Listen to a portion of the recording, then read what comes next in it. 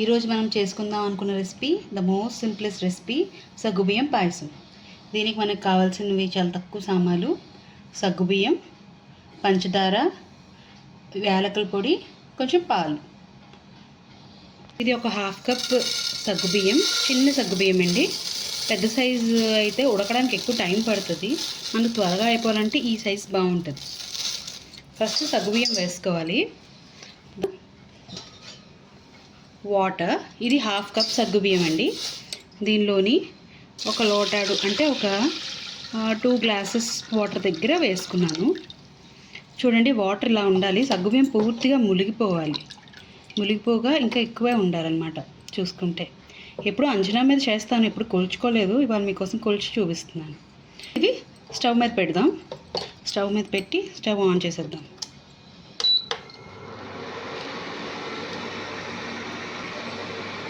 ఇది ఉడకడానికి ఒక 10 మినిట్స్ పడుతుంది. అండ్ ఇది మధ్యలో కొంచెం కలుపుకుంటూ ఉండాలి, లేకపోతే అడుగు పట్టేస్తుంది. ఇప్పుడు మనం ఇప్పుడే పెట్టుకున్నాం కదా, సో ఇదంతా హీట్ ఎక్కాలని హై ఫ్లేమ్ మీద ఒక 5 మినిట్స్ పెడదాం.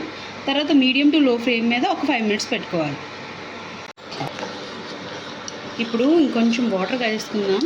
వాటర్ కొంచెం సరిపోలేదు, సో 2 లోటాలు వాటర్ యాడ్ చేశాను. ఇప్పుడు 3 మినిట్స్ అయ్యింది. సో ఇప్పటికే కొంచెం ఉడకడం స్టార్ట్ అయింది సగ్గుబియ్యం. ఒక 5 మినిట్స్ అవుతుంది. చక్కగా బాయిల్ అవుతుంది సగ్గుబియ్యం.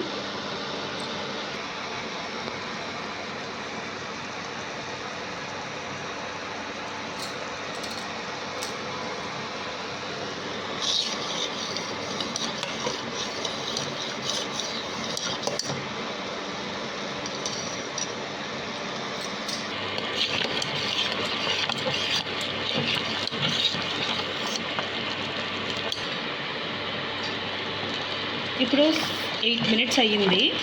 ఇప్పుడు మన సగ్గుబియ్యం చూడండి, ఒక 80% కుక్ అయ్యింది. ఇంకా కొంచెం లైట్ వైట్ కలర్ కనబడుతుంది కదా, మొత్తం క్లియర్ కలర్లోకి వచ్చేయాలి. ఈ పాయింట్లో మనం షుగర్ యాడ్ చేసుకుందాం. ఇది 1.5 కప్ షుగర్. నేను ఒక హాఫ్ కప్ వేసాను. కొంచెం యాడ్ చేసుకుందాం.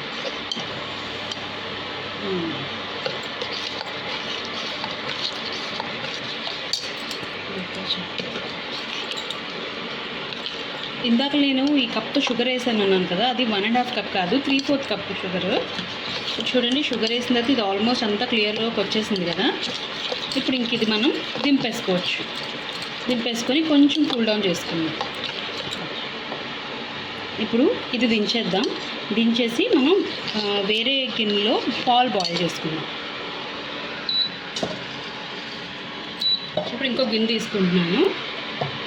దీనిలో ఇప్పుడు ఒక గ్లాస్ పాలు వేసుకుందాం. గిన్నెలో వేసుకొని ఇది బాగా బాయిల్ రానిద్దాం. వచ్చిన తర్వాత అప్పుడు సగ్గుబియ్యంలో యాడ్ చేసుకుందాం.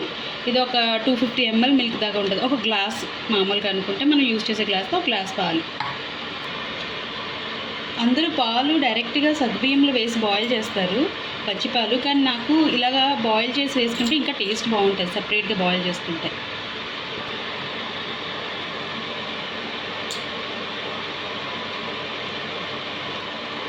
మన మిల్క్ బాయిల్కి వచ్చింది. ఇప్పుడు పొంగుతుంది.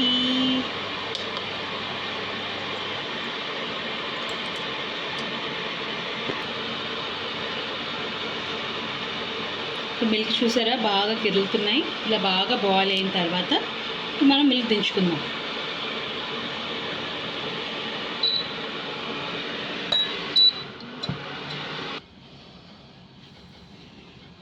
ఇప్పుడు ఈ సగ్గుబియ్యం ఉంది కదా, ఒక 2 మినిట్స్ రెస్ట్ ఇచ్చాం కదా. చూసారా, ఇదంతా అంత బాగా క్లియర్గా అయిపోయిందో. ఇలా వచ్చేయాలి, అసలు వైట్నెస్ కనబడకూడదు. వైట్నెస్ ఉంటే పచ్చి ఉన్నట్టు, ఇది శుభ్రంగా బాయిల్ అయినట్టు. ఇప్పుడు ఇందులో ఫస్ట్ కొంచెం లైట్గా ఇలాచీ పౌడర్ యాడ్ చేసుకుందాం. నాకు ఈ ఫ్లేవర్ ఇష్టం లేని వాళ్ళు స్కిప్ చేయొచ్చు. అండ్ దీని తర్వాత బాయిల్డ్ మిల్క్ కూడా యాడ్ చేస్తున్నాను.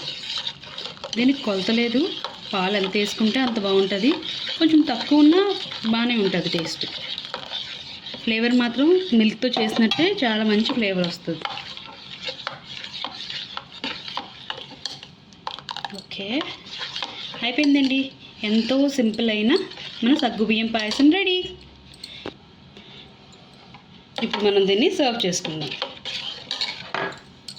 ఇది మా ఇంట్లో ఎవ్రీ సాటర్డే చేసేవాళ్ళండి చిన్నప్పుడు.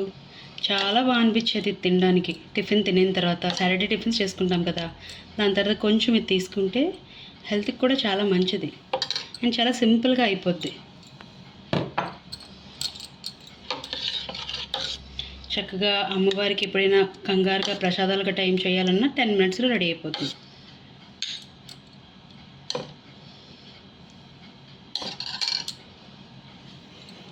ఓకే.